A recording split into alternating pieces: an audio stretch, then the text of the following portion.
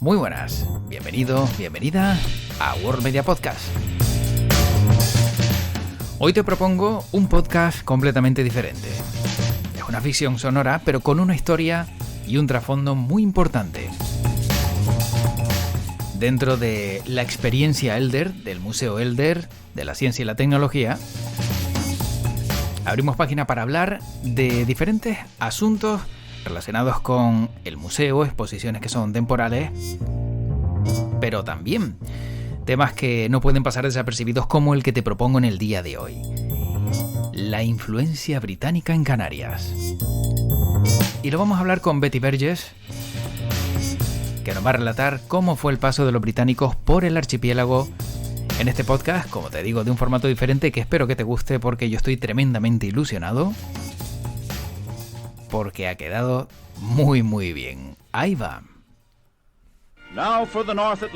Los británicos a su paso por Canarias nos dejaron una huella que con el paso de los siglos aún perdura.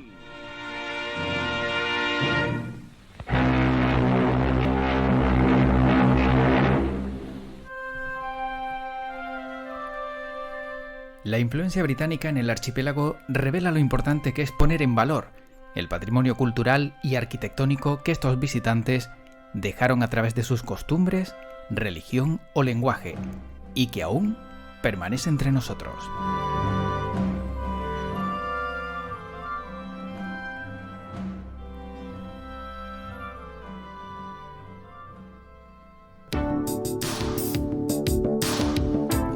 Hola, te doy la bienvenida al podcast oficial del Museo Elder de la Ciencia y la Tecnología.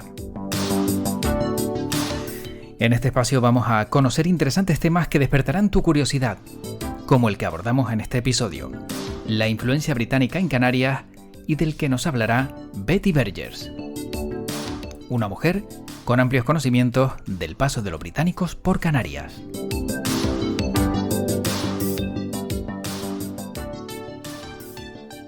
Vamos a hablar de ello con Betty Burgess. Ella lleva más de 50 años dedicada a la comunidad británica en Gran Canaria y además es medalla del Imperio Británico por los servicios prestados. ¿Qué tal? Gracias por estar con nosotros en este podcast. Y muchas gracias por invitarme. Vamos a hablar de la influencia británica con su experiencia, su recorrido y sobre todo, ¿no?, la historia que rodea a esa unión entre el Imperio y también Canarias. ¿Cuándo podríamos definir que comienza la influencia británica en el archipiélago? Bueno, no sé si tanto la influencia, pero la llegada de británicos tuvo lugar muy pronto después y posiblemente antes de la conquista de las islas por la Corona de Castilla. Se nota que existía en Tenerife un señor que se llamaba Thomas Nichols, que exportaba vinos y tenía trato con el Reino Unido. Primero creo que fue exportador de azúcar, pero supo aprovechar, como tan buen comerciante que era, de las circunstancias de esos momentos, y incluso escribió un libro sobre las Islas Canarias.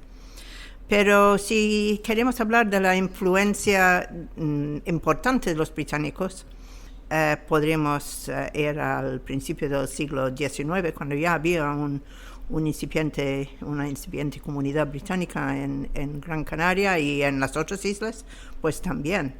Pero como yo siempre he estado en esta isla, me tengo que limitar a comentar sobre lo que puedo conocer de las Islas Canarias, de la isla de Gran Canaria. Entonces podemos pensar que entre Tenerife y Gran Canaria empezó, ¿no?, a llegar esa influencia. ¿Y quiénes fueron los primeros visitantes después de que se diera a conocer el vino, se dieran a conocer algunos productos de la isla que se exportaron hacia... Bueno, creo que es notorio que por aquí había visitantes no muy deseados.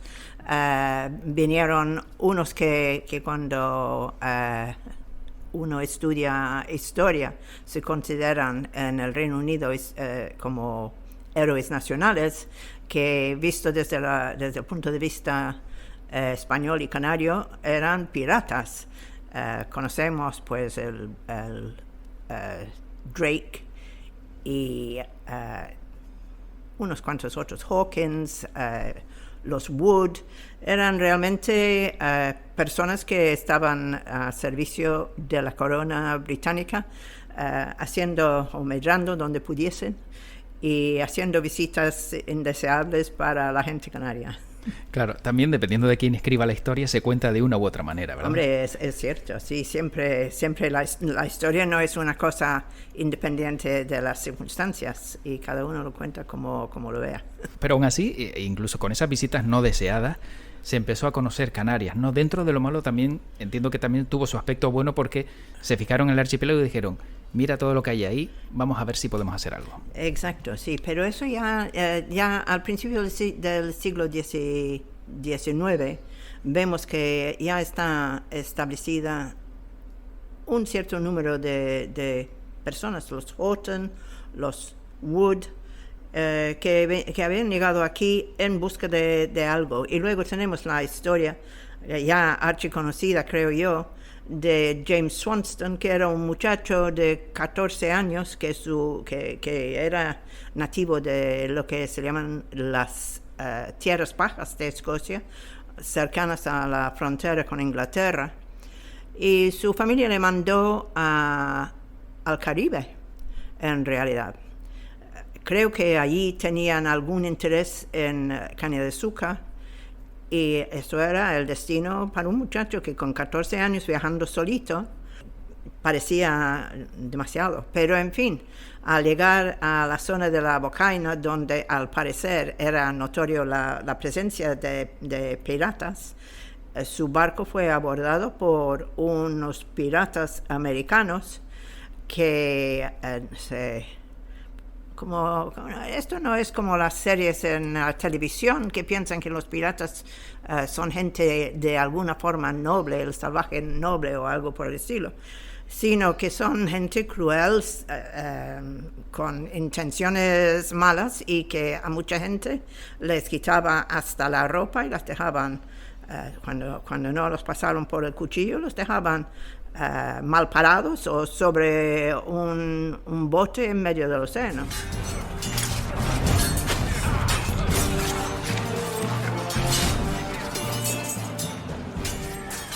Pues este chico llegó, de él sabemos, llegó a la costa de Fuerteventura y se encontró con François Gourier. Yo hago una composición de circunstancias aquí. Me imagino que a James Swanston le recogería algún campesino de Fuerteventura y diría, uy, el pobre muchacho que ni habla español, está todo mojado, ¿qué vamos a hacer con él? Y le darían pues leche de cabra o queso o lo que fuera. Y uy, ¿qué podríamos hacer con este chico? Ay, hay un extranjero que viene de Gran Canaria todos los meses, vamos a ver si él se entiende con él. Y así fue una relación con Francisco Gourier que duró sus bastantes años. Le trajo a Gran Canaria a James Swanston, a Diego Swanston como luego se le conocía, y trabajaban juntos unos años, y después pues se separó y mandó a buscar a dos hermanos y a un primo que se llamaba Miller, Thomas Miller. En realidad no se llamaba Miller, se llamaba Miller, pero aquí ya hacemos canarios todos estos nombres y es Thomas Miller para la población en general. Pues ellos ya empezaron a montar negocios, comercios. Hay que pensar que aún así, 10 años después, este chico tenía 24 años y cuando llegó Thomas Miller, él tenía una edad parecida. Pero supongo que como corren los años, en el siglo XIX, con 24 años ya serías un hombre hecho y derecho, no era cuestión de holgazanear, sino de trabajar, y hicieron lo que ellos supieron hacer. Entonces, los negocios empezaban para esa familia a florecer. Se casaron con el paso del tiempo, formaron sus familias. Diego Swanston volvió a Inglaterra. Su primera mujer murió con 21 años el día de Navidad. de 1835, que es la segunda persona enterrada en el cementerio británico. Y a poco tiempo de haberse casado, en realidad. Pues no sé si James Swanston volvió a Inglaterra directamente o si fue unos años más tarde, realmente no tengo constancia. Pero los Millas siguieron aquí y formaban familias y en realidad se podría hablar del saga de los Millas, que quedaban aquí hasta, cerca del final del siglo pasado. O sea, estuvieron relacionados con Canarias un siglo y medio largo y algo más. Entonces estos eran típicos de los comerciantes que aparecían por las Islas Canarias.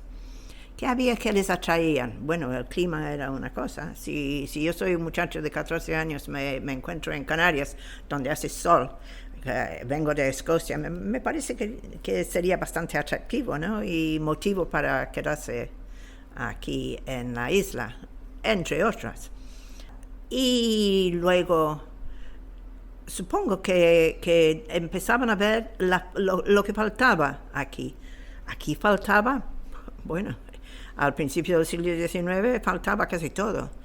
Entonces importaban telas, herramientas para la agricultura, semillas, productos de toda clase. Y con el tiempo pues ya empezaban con maquinaria y supongo que vieron también que sería más rentable fletar algún barco para traer la mercancía. Y cuando eso ya se iba progresando, hacía falta un agente consignatario para atender los asuntos del barco, pues eso lo vamos a hacer nosotros. Y bueno, ahí fue como se iba desarrollando. Entonces podemos pensar también que en el aspecto económico la expansión de los puertos canarios fue fundamental, ¿no? Y aunque, por ejemplo, muelles tuvieran detrás a ingenieros, ¿no?, canarios, sí es cierto que detrás hubo mucha mano de obra británica y que empezó a caminar, ¿no?, también los puertos gracias a ustedes. Eso es bastante posterior, porque si vamos a los puertos francos, que era algo que impulsó el comercio internacional, la liberalización de las tarifas de lo que suponía importar mercancía, que era menos costoso para quien quería importar y exportar. Eso dio un gran impulso al comercio. Y por lo tanto era el principio de la expansión. Luego hubo problemas con la cuestión de la cochinilla, que ese mercado desapareció con la aparición de los tintes. ¿Los artificiales? Los artificiales, sí. Uh-huh. Y luego pues se buscó otras cosas de productos que se podría aprovechar, la papa, el tomate, y más adelante el plátano. Y luego, entre tanto, se iba buscando la forma de hacer de Las Palmas un puerto de refugio. Siempre había la pugna que ha existido entre las dos islas capitalinas, que entonces era una isla capitalina, y el puerto fue adjudicado, como se sabe, a la empresa de Swanston, un hijo de Swanston en Londres. Claro, basado en el proyecto de Juan de León Castillo y su hermano Fernando, que por un lado el ingeniero, por otro lado el político, y como tengo entendido, acabaron mal los dos hermanos por a lo mejor un malentendido. Pero el hecho es que Swanston vino a hacer la obra porque estamos en un periodo en que había varias cosas pasando en el Reino Unido. La revolución industrial llegó muy temprano, ya estaban trabajando en fábricas, estaban produciendo maquinaria, el motor a vapor, para distintas funciones, y había un excedente para exportar. Había también sitios en la costa de África para investigar, para colonizar, que ya estaban en la India. Y todas estas cosas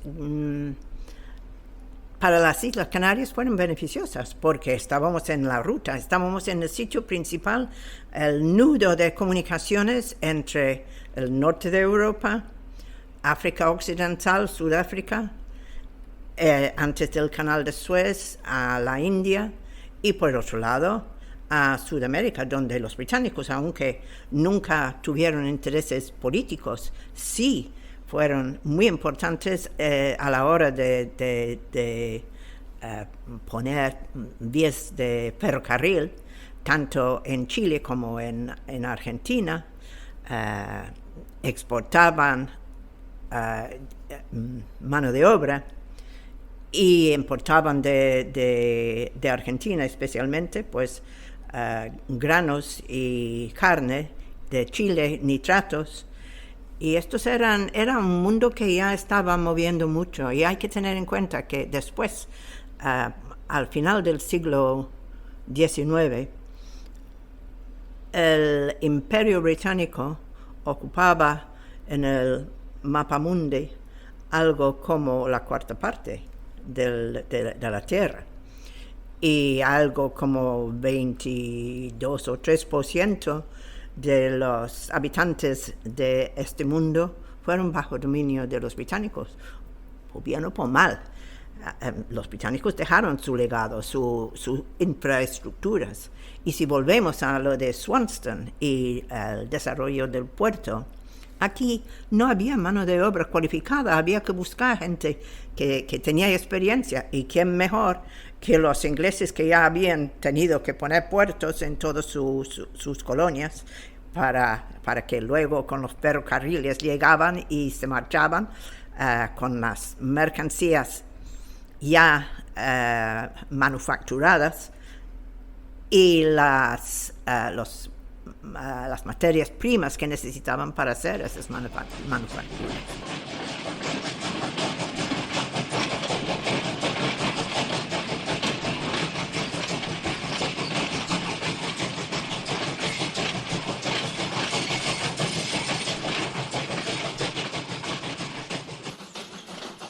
Entonces fue muy importante esa influencia británica para Canarias, pero no sé si hasta el punto de pensar que fue más importante la influencia británica en Canarias que la influencia que podía tener el propio país, la propia España, que a lo mejor no se dio cuenta de la potencialidad del archipiélago. Bueno, eso es un punto que se discute, y si miramos que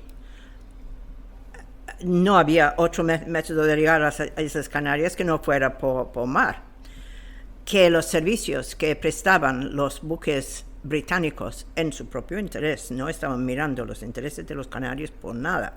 Vamos a decir que el beneficio fue secundario a lo que estaban haciendo en sus viajes a sus colonias. Pero el hecho es que gran porcentaje de barcos que recalaban en la isla de Gran Canaria y en los puertos canarios en general fueron británicos, mientras que los servicios con la península eran relativamente escasos. Y tanto es así que el servicio interinsular se debía en gran parte a iniciativas británicas. Por lo tanto, yo creo que la influencia es por el mundo marítimo. La gente que visitaba aquí están se puede decir, no solamente venían soldados, administradores de las colonias, personas caminando camino a otra parte o viniendo de otra parte. Había gente que llegaba a las Islas Canarias y les gustaba y se quedaban y formaban sus pequeñas empresas, porque pensamos en todos los grandes mercantiles que conocemos, los Hamilton en Tenerife especialmente, los Milla luego Alfred Lewis Jones y la Casa Elder, los Blandy, pero olvidamos de los pequeños comerciantes que, por ejemplo, tenían una sombrería en Triana, uno que se anunciaba que hacía pan de molde, que era una cosa muy británica y no conocida aquí. Y de gente así, pues a lo mejor algunos quedarían meses, otros años, según como veían que prosperaban o no. Y luego un grupo importante que eran los médicos, porque ya empezamos a ver que a falta de penicilina, que ya faltaban creo 40 o 50 años para su descubrimiento, había que buscar una solución a las afecciones pulmonares de tanta gente en los países del norte. La industrialización llevaba consigo pues una emigración en masa a las ciudades, se usaba el carbón, el aire no era muy puro, la gente tenía problemas pulmonares y los médicos ya empezaban a recomendar ciertos sitios donde se podría mejorar. Suiza, Madeira antes de Canarias, y luego las Islas Canarias.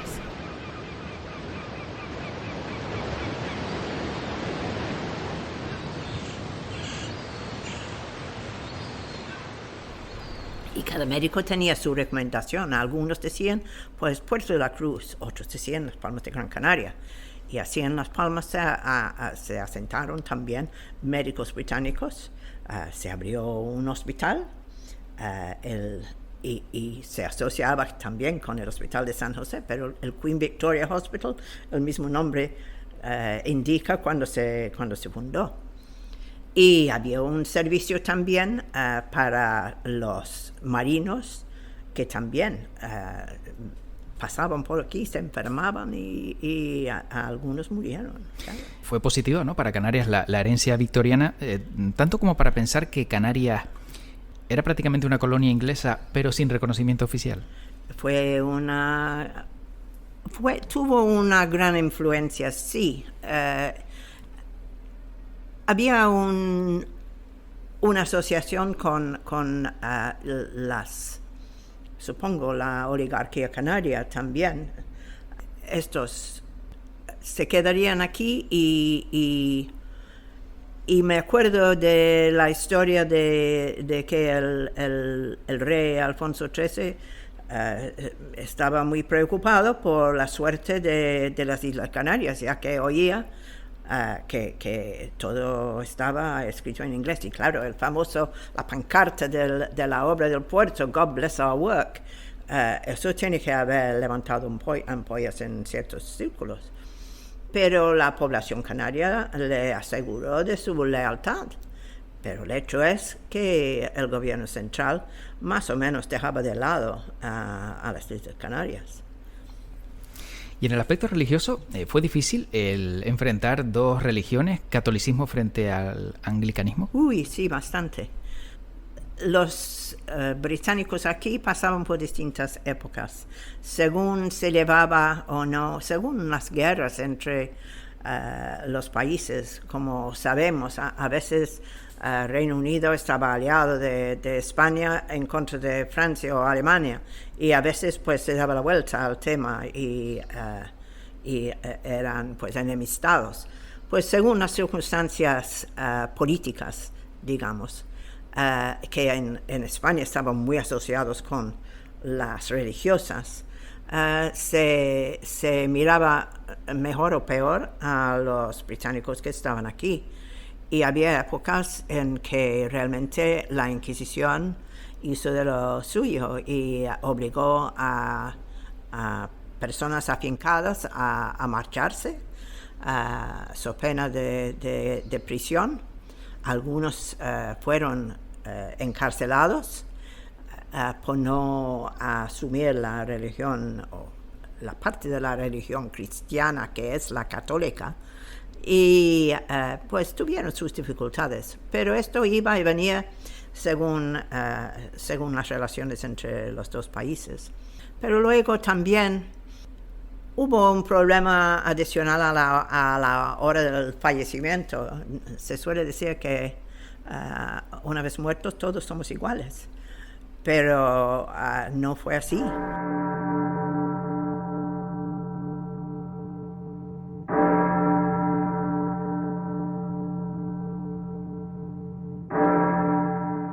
Hubo que hacer un cementerio específico para los no católicos, debido a que no se permitía inhumar los restos de los no católicos en el cementerio católico nuevo de Vegeta. Bueno, era un cementerio que no era católico tal cual, porque un decreto de 1787 obligó a que no se enterrara la gente en los cementerios, en las iglesias y sus alrededores, y hubo que buscar sitios fuera de las ciudades.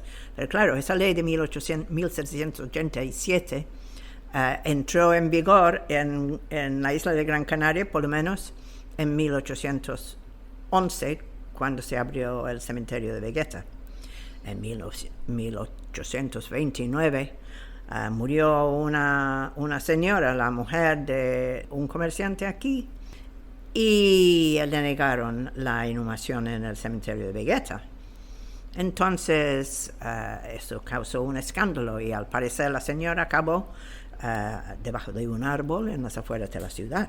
Pero eso no era tanto, porque en Málaga los no creyentes tuvieron un final mucho más macabro, que los cadáveres los llevaban a la playa a marea baja y los enterraban de pie, con las cabezas fuera, para que, según contaban, para que las olas, y cuando no, los perros abandonados hicieran su trabajo.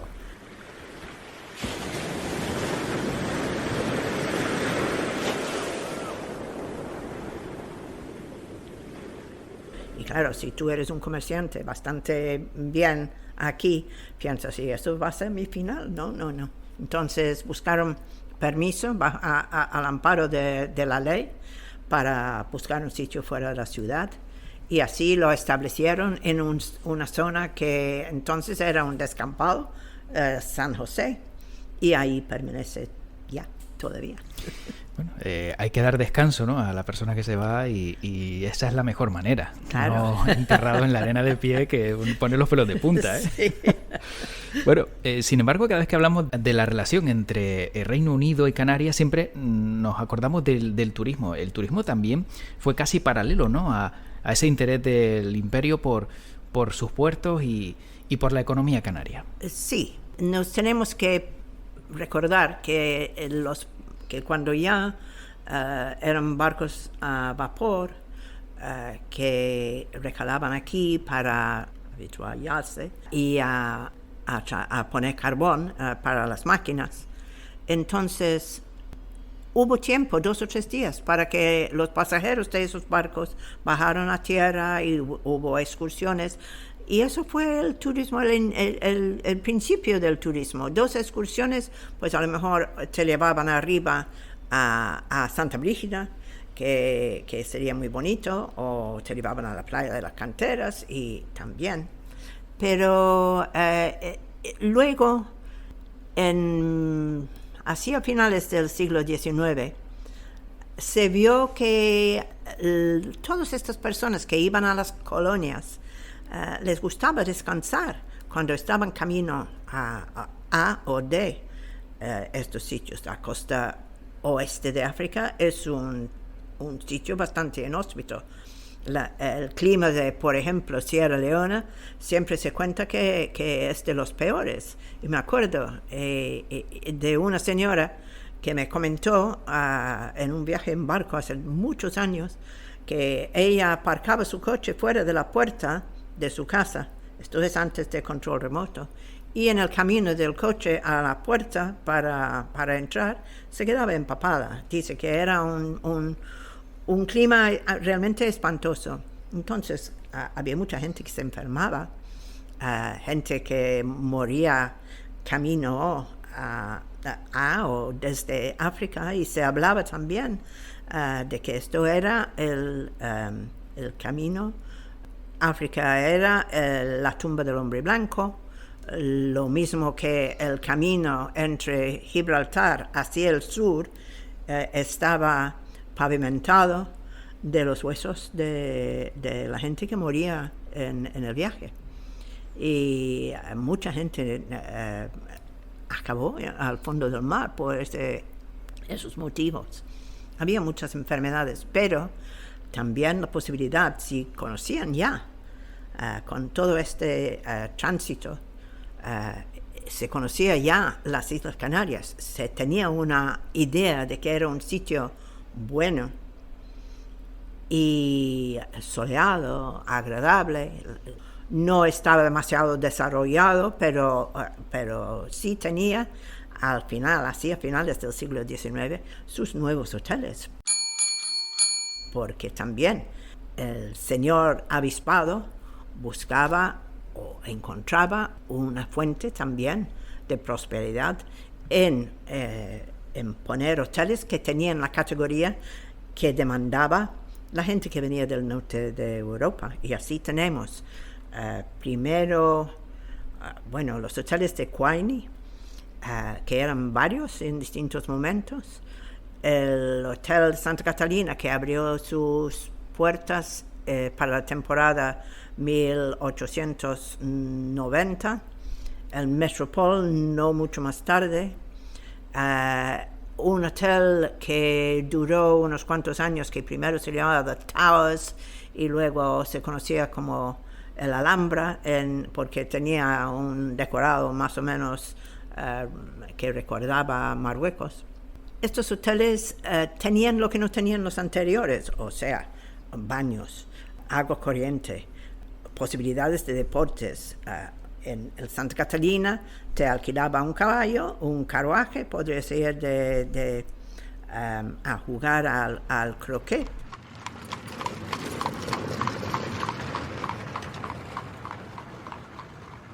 Y en las afueras del hotel se podría dar paseos saludables.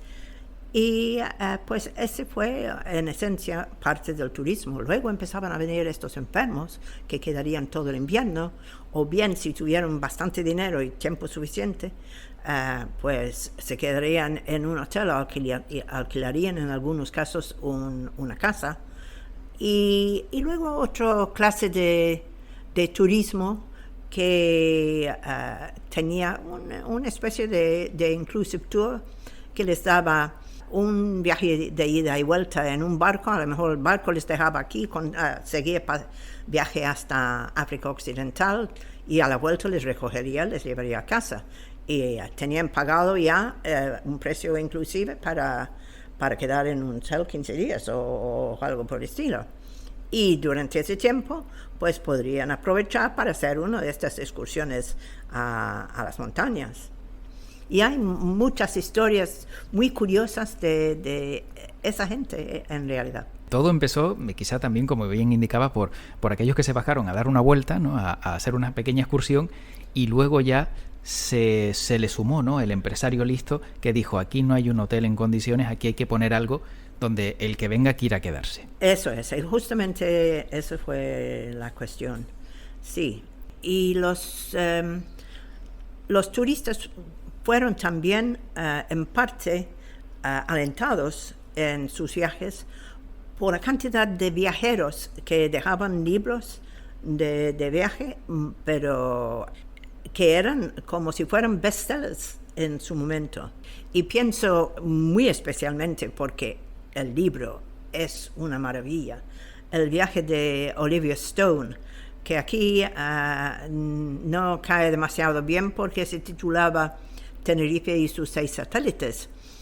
Pero ella estaba mirando desde el Teide y alrededor había 6 satélites de una montaña muy, muy alta, que además el Teide se veía desde más de 100 millas, creo yo, en el océano. Era un punto de atracción para los barcos y para los viajeros.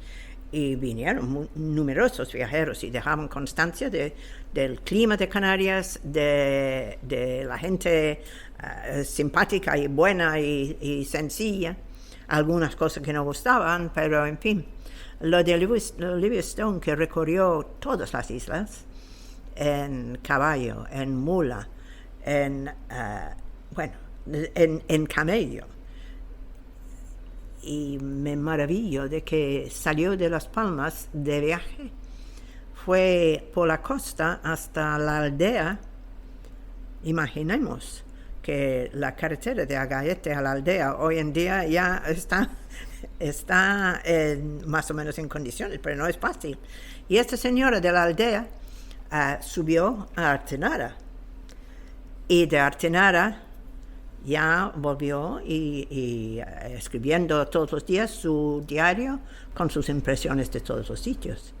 Se quejaba en una carta al Times de la poca consideración que tenían las autoridades locales y el gobierno de España por algo tan importante como era lo que tenemos ahora, que es la Cueva Pintada. Y como se escandalizaba porque había restos guanches en la isleta y encontraba a chicos que usaban las calaveras como cosa para jugar. En fin. Tremendo, ¿eh? Sí, esto era tremendo. Pero todo esto daba una sensación de algo exótico, algo curioso, interesante, un sitio donde sí se podría estar. Y luego, cuando las obras del puerto, lo diferente de lo que habían hecho en las colonias era justamente el clima de Canarias, que me permitía que trabajadores, porque para trabajar en la obra del puerto había que importar mano de obra. Los trabajadores que vinieron podrían traer a toda la familia, que se podría quedar aquí. En algunos casos se quedaron para siempre, pero otros ya un periodo de tiempo y luego volvieron.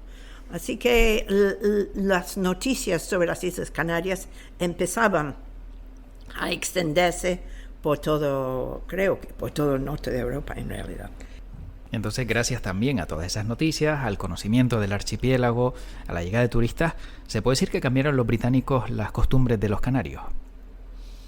Algunas costumbres que adoptaron la gente que se consideraba la élite de las islas, influenciados por lo que pensaban que era una sociedad más adelantada, que lo fue, no cabe duda, en muchos sentidos. Pues la costumbre de tomar la merienda al estilo inglés, el modo de vestir, que no se trasladaba a todas las clases sociales.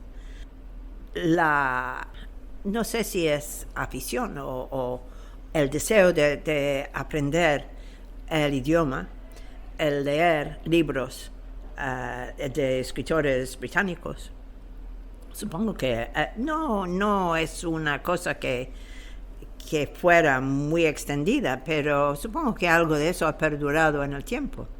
Sí, se fusionó quizá, ¿no?, las costumbres canarias con las británicas, ¿no? Vivieron sí. A la par, ¿no?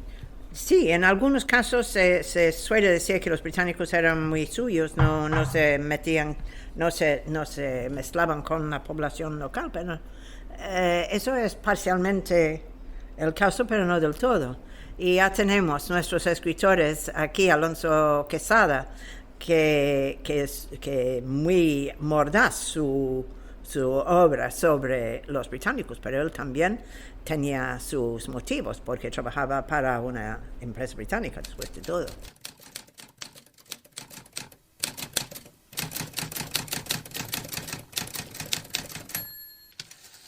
Y otros autores y los comentarios, lo de Tomás Morales, ya miraban algunos con un cierto recelo a los británicos y sus costumbres.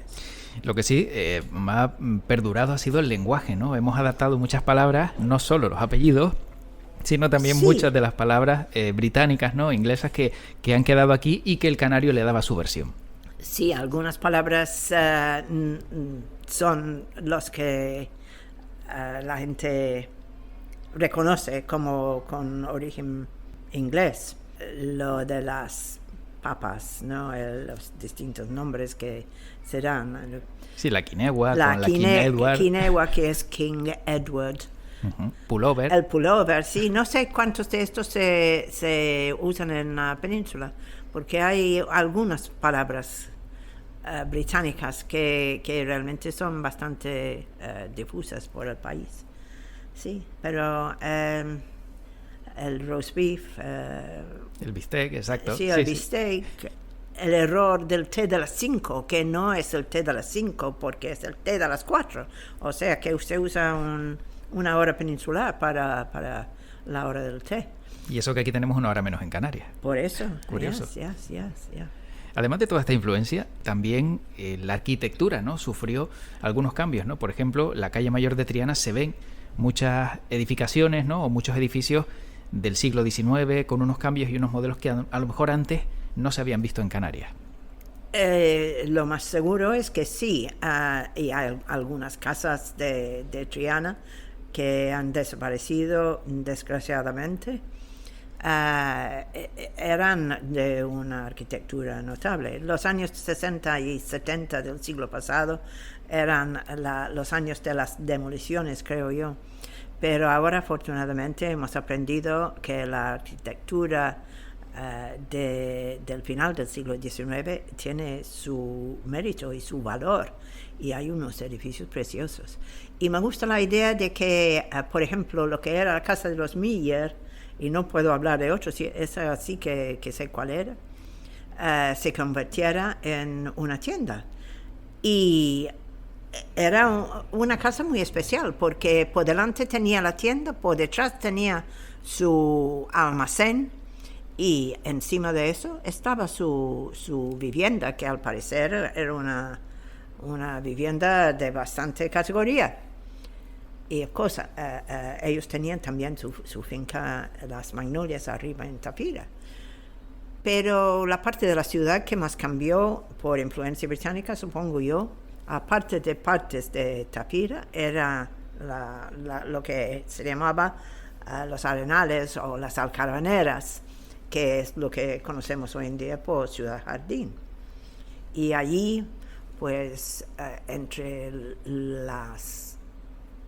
los edificios primeros están, por ejemplo, la iglesia anglicana, que data de 1892, y luego pues el Club Inglés, que data de 1902, que tiene su historia también, porque fue construida por el hijo de un rico fabricante de whisky de Escocia.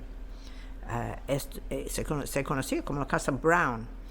Y el hijo tuvo sus problemas de salud, supongo que tuberculosis, que era lo que imperaba, y se hizo una casa magnífica para que viniese aquí a curar su enfermedad. Él y el hermano estuvieron aquí. Desgraciadamente, cuando no prosperó y murió, pues la casa quedó abandonada. La gente no quería posiblemente saber más de Canarias.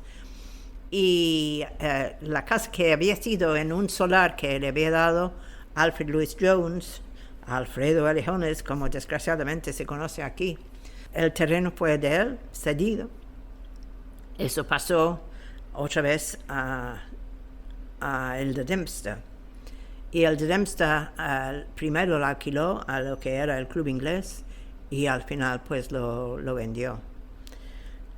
Pero casas destacadas sí hubo, poco a poco, formando lo que es Ciudad Jardín, que sigue siendo un lugar atractivo, una parte de la ciudad que da gusto ver y pasear por sus calles. Hemos hablado de turismo, de economía, de arquitectura y de esa influencia británica en Canarias. Pero ¿qué le ha dado Canarias al Imperio Británico? ¿Qué le ha dado a todos aquellos que en su momento vinieron y los que siguen haciéndolo? Bueno, eso sí que es una pregunta.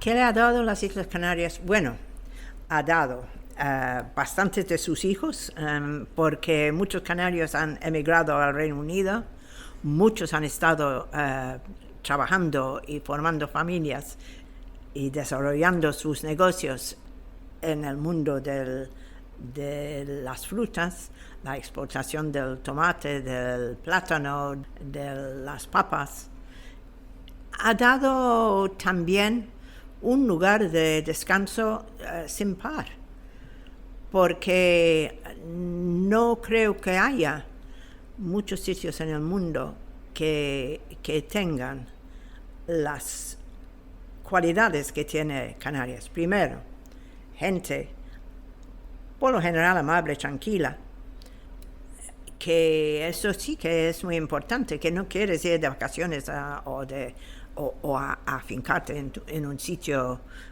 donde el ambiente es hostil.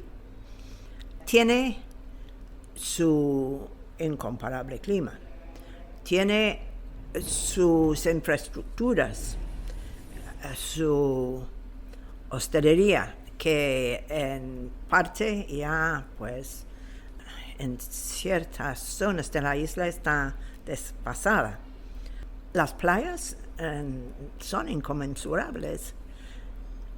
Hay mucho que atrae al británico y se ve, porque a esta isla, antes de la pandemia, venían cerca de 900,000 personas al año a esta sola isla, y esos son muchos británicos. Algunos a lo mejor hubiesen quedado en casa, pero la vasta mayoría aprovechan y gustan lo que ven aquí, la comida, que además es excelente, y te puedes encontrar aquí cualquier tipo de comida de cualquier país. Las actividades sociales, y si alguien viene a quedar en Canarias, se asombrará de lo que cae dentro del ámbito cultural, la variedad, el interés de la gente por temas culturales, que a veces pensamos que no es así, pero sí que lo es. Y creo que todos son un fondo sobre lo cual la vida transcurre para muchos británicos. Y ya para acabar, los británicos que siguen viniendo y con los que mantienen relación, ¿encuentran esa influencia británica en Canarias? ¿Ven algunos de los aspectos de los que hemos hablado en este podcast en el día de hoy? Los nombres, a lo mejor, algún nombre verán, nombres de las calles, la calle de Alfred Lewis Jones, que sobre él no hemos hablado mucho, el nombre de Thomas Miller, el segundo Thomas Miller, que es para quien se nombró la calle, Miller Bajo, la zona, la rotonda de Mr. Jolly, todo un personaje del puerto. Sí, yo creo el club inglés y los nombres que encuentran por aquí les recuerda que aquí hubo británicos que tuvieran su momento y su influencia en su día en esta isla. ¿Y cree que se conoce poco la relación entre Canarias y el Imperio Británico de la época? Todo lo que nos ha contado hoy. Sí, creo que se ha escrito en español muchísimo, pero poco ha ido en inglés.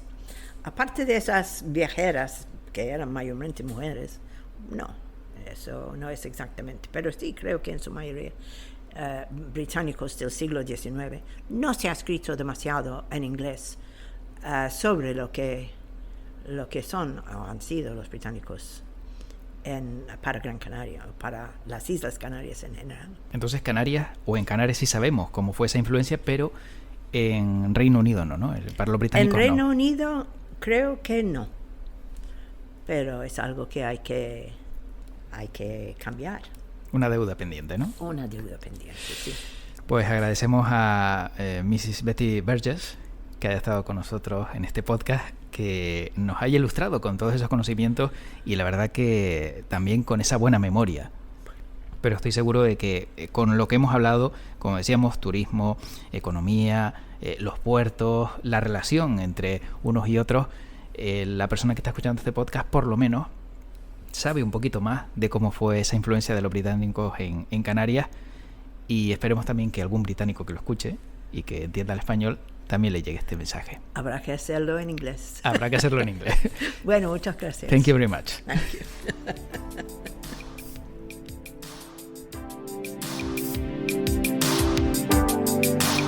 Termina este podcast, pero antes de acabar, recordar que si quieres saber más sobre el Museo Elder, de la ciencia y la tecnología, puedes encontrar información en www.museoelder.org o enviar un correo a info@museoelder.es.